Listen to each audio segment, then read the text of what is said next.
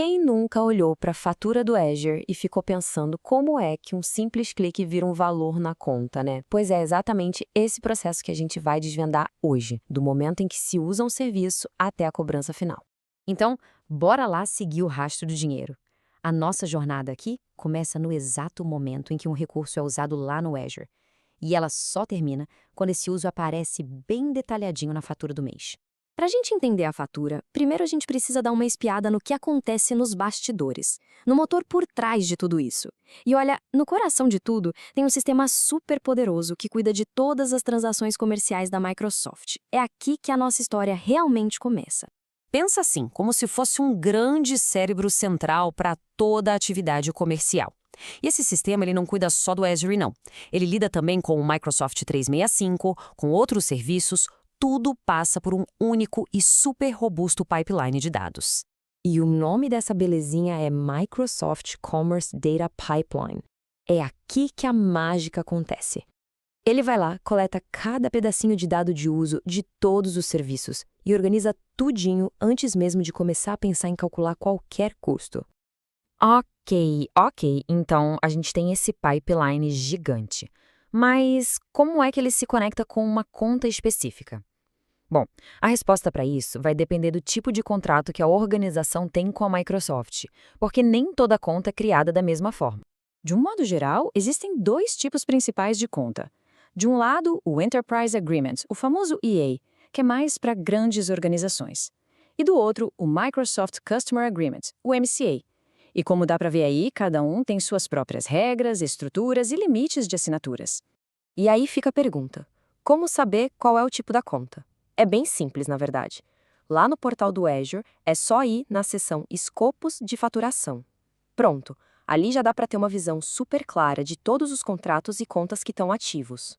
Beleza, então o sistema juntou aquela montanha de dados brutos de uso. A grande questão é, como ele transforma isso numa fatura que a gente consegue ler e entender? Vamos ver esse processo passo a passo. Funciona mais ou menos assim.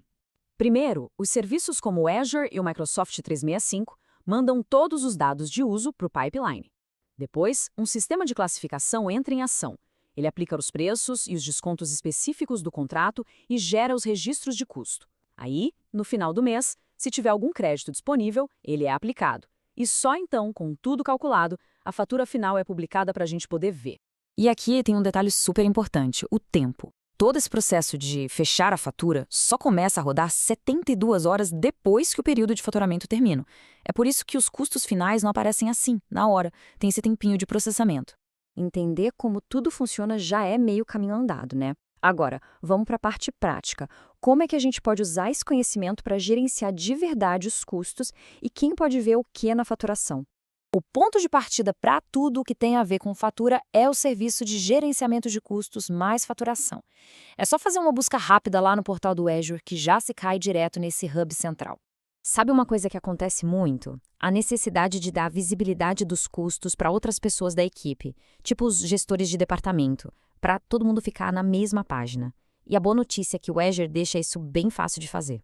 Por exemplo, se for um contrato Enterprise, é só ir na seção de políticas, lá tem um simples botãozinho, um interruptor, que permite dar esse acesso de visualização das cobranças para os administradores e donos de contas. Simples assim.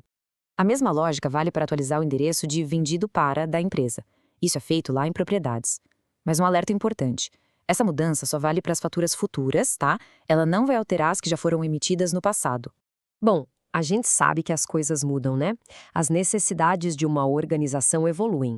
E aí, o que acontece quando precisa transferir, trocar ou até migrar uma assinatura do Azure?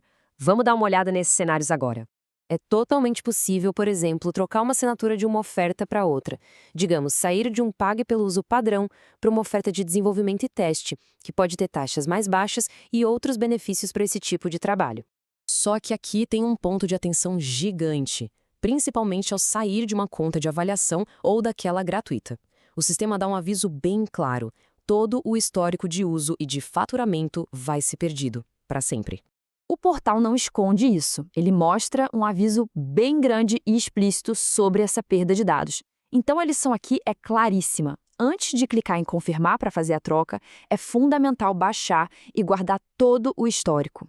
Agora se prepara para uma coisa meio contraintuitiva.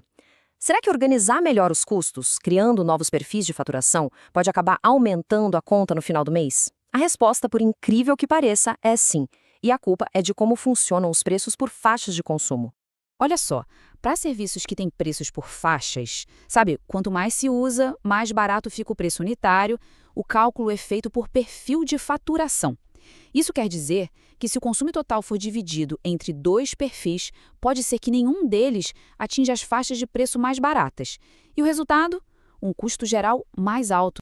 E para aquelas situações em que é preciso transferir a propriedade de uma assinatura para outra conta de faturamento, todo esse processo pode ser iniciado e acompanhado direitinho na área de solicitações de transferência. Então, vamos fechar com os pontos-chave, né? Primeiro, a fatura do Azure é gerada por aquele pipeline super robusto do Microsoft Commerce. Segundo, é essencial saber o tipo de conta, se é EA ou MCA, porque isso muda toda a experiência. Terceiro, a gestão tem que ser ativa. E, por último, muito cuidado com as mudanças, porque elas podem ter um impacto inesperado no bolso. Com esse conhecimento todo, a ideia é ter mais controle sobre a faturação do Azure.